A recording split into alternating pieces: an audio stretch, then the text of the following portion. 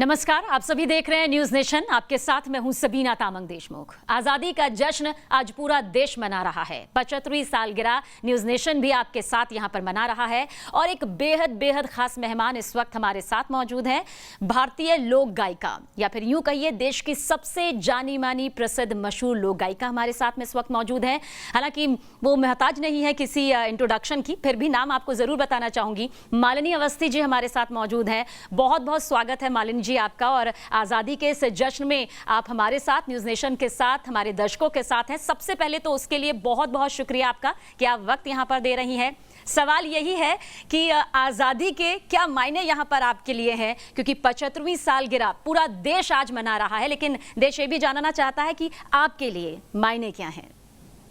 सबसे पहले तो पूरे देशवासियों को, सभी भारतीयों को, विश्व के किसी भी कोने में हो, देश की इस 75वीं वर्षगांठ की बहुत बहुत बधाई।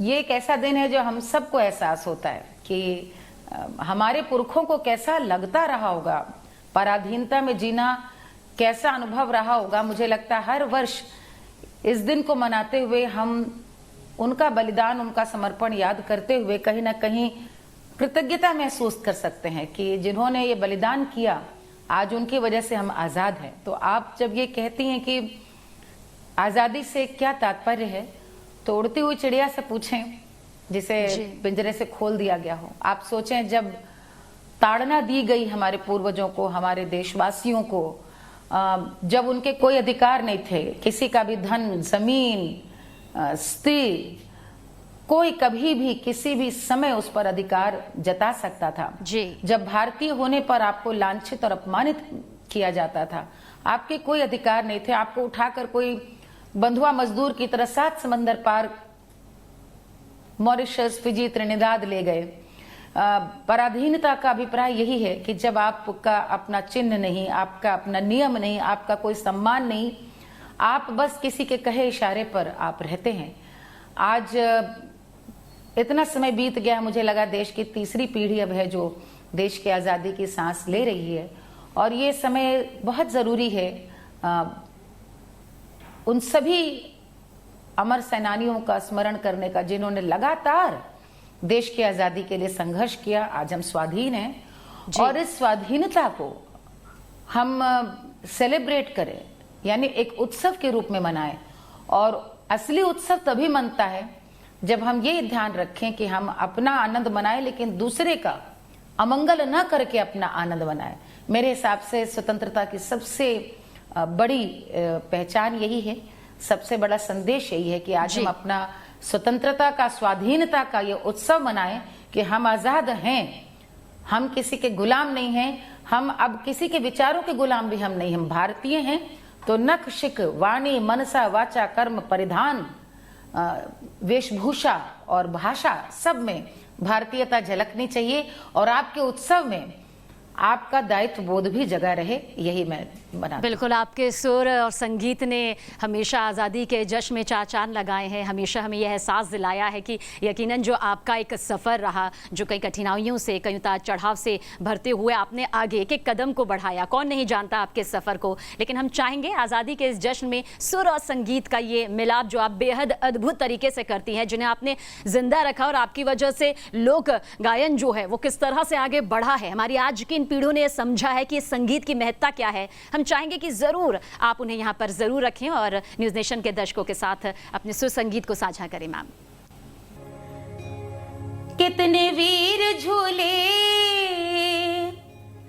कितने वीर झूले भारत का झूलनवा झूलाइस बेईमान झूलना। कितने वीर झूले भारत में झूलनवा झूलाइस बेईमान झूलना। कितने वीर झूले, झूले भगत सिंह, झूले चंद्रशेखर आजाद, अल्फ्रेड पार्क के दरमियन वारे झूलाइस बेईमान झूलना। कितने वीर झूले भारत में झूलनवा झूलाइस बेईमान झूलना।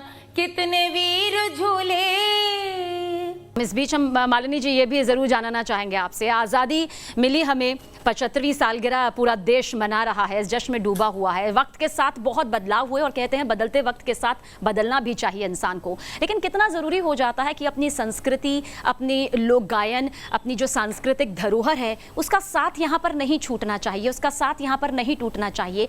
भले ही हम पश्चिमी सभ्यता को कितना भी क्यों ना अपना लें, लेकिन जो हमारी सभ्यता है उसका आधार भी हम ही है, हमारे पूर्वजों ने उसे पिरोया है और उसको हमें इसी तरह से कायम रखना है। क्या कुछ आप कहना चाहेंगी?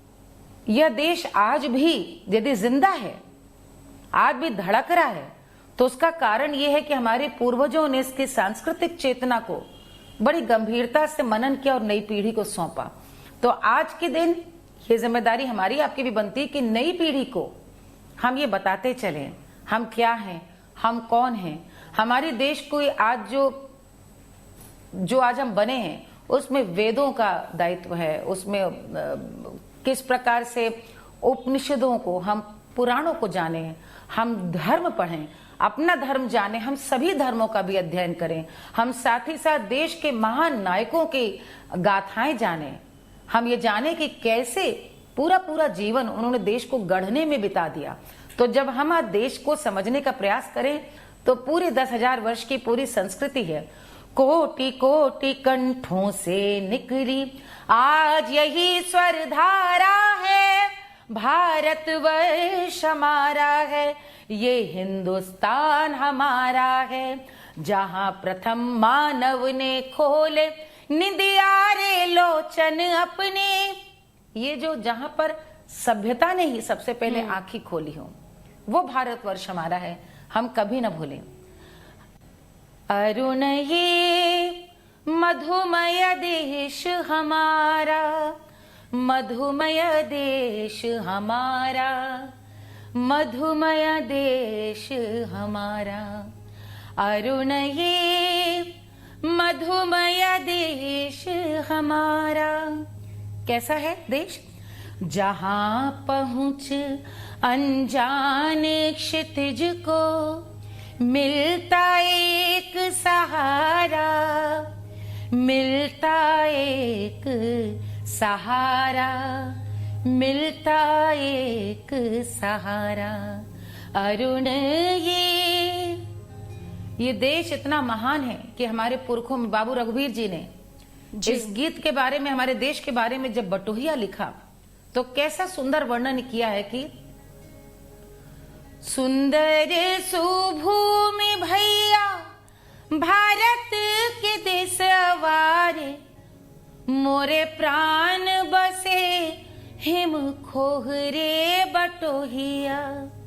और देश, उसका भूगोल कैसा है, कैसा हमारा देश है कि उसका मस्तक मुकुट ही हिमालय है। अरे एक द्वार घेरे रामा हिम कोतवालवारे, तीन द्वार सिंधु घहराए रे विदेशिया। सुंदर सुभूमि भैया भारत के देशवारे, मोरे बाप दादा की कहानी रे बटोहिया। आगे देखें। अरे गंगा रे जमुना के जगमग पनियारे, सरजू झमकी लहराई रे बटोहिया। तो जब आप बात कह रही थी कि लोक संस्कृति ने किस तरह देश की धरोहर को संजो के रखा, ये गीत अपने आप में इतना सुंदर परिचायक है कि 7 समंदर पार सूरीनाम में जाने के बाद भी देश कैसा है, जहां ऋषि चारों वेद गावे रे बटोहिया। हमारे और आपके कई ऐसे रिश्तेदार भी इस वक्त बाहर ज़मीं पर, हमारे दोस्त मौजूद हैं, वो ज़रूर ये चाहते हैं कि आप उनके लिए कम से कम एक गीत ज़रूर गाएं, क्योंकि वो भी महसूस करना चाहते हैं विदेशी ज़मीं पर कि वो हिंदुस्तान में मौजूद है। हमरी देश के जवान हमरे देशवा की शान, हमरे देशवा की शान, हमरे देश के जवान, हमरे देशवा की शान, हमरे देश के जवान, हमरे देश के जवान, हमरे देशवा की शान, हमरे देश के जवान, हमरे देशवा की शान।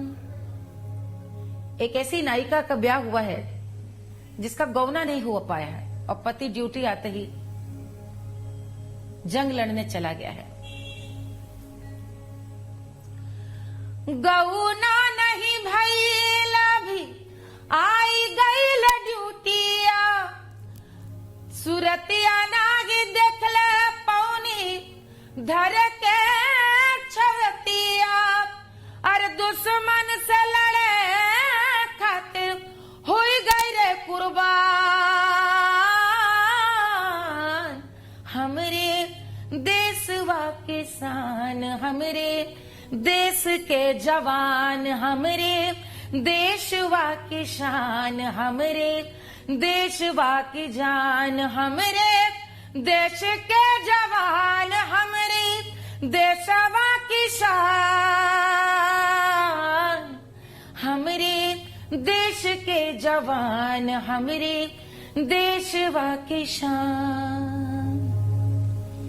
और एक गीत जो मैं आपको अंत में सुना रही हूं, क्योंकि ये जो आजादी हमें मिली है वो बहुत वर्षों की, कई पीढ़ियों के बलिदान के बाद मिली है। सबने अपनी आत्माहुति दी और तब जाकर उतने क्रांतिकारियों के बल पे हम 15 अगस्त 1947 को आजाद हो पाए। इस गीत को मैं इसलिए सुना रही हूं कि ये प्रतिबंधित गीत था। इस गीत को अंग्रेजों ने प्रतिबंधित किया बहुत सालों बाद। 2016 में भारत सरकार ने अभी गीत को पुनर्प्रकाशित कराया है और मुझे इसको गाने का सौभाग्य मिला। इस गीत को सुने और कृतज्ञ हूं कि हम कितने भाग्यशाली हैं कि आजाद भारत में हम सांस ले रहे हैं और प्रतिदिन प्रतिक्षण उन्हें नमन करें जिनकी वजह से आजाद हैं।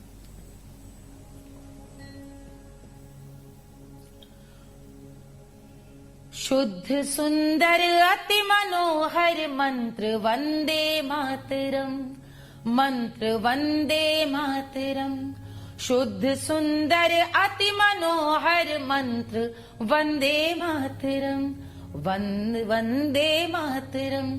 शुद्ध सुंदर अति मनोहर मंत्र वंदे मातरम, यह मंत्र वंदे मातरम। ओजमय बल कांतिमय सुख शांति वंदे मातरम, वंदे मातरम, वंदे मातरम, वंदे मातरम, वंदे मातरम।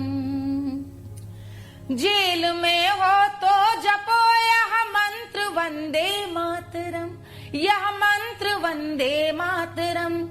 जेल में जब कैदी थे हमारे पूर्वज क्रांतिकारी, तब ये जेल में गीत लिखा गया। जेल में हो तो जपो यह मंत्र वंदे मातरम, बेड़ियों ही को बजा कर गाओ वंदे मातरम। नाड़ियों के रक्त में बहता है वंदे मातरम, वंदे मातरम, वंदे मातरम, वंदे मातरम, वंदे मातरम, वंदे मातरम, वंदे मातरम, वंदे मातरम, वंदे मातरम। बेहद खूबसूरत, बहुत भारत शानदार। माता की भारत जय। माता की जय। बिल्कुल, और ये शब्द तो ऐसे हैं मालिनी जी जो अपने आप में जोश भर देते हैं, लेकिन आपने जिस तरह का सुर ताल दिया, जिस तरह से ऊर्जा से आजादी का यह जश्न हमारे साथ मनाया, उसके लिए बहुत बहुत शुक्रिया।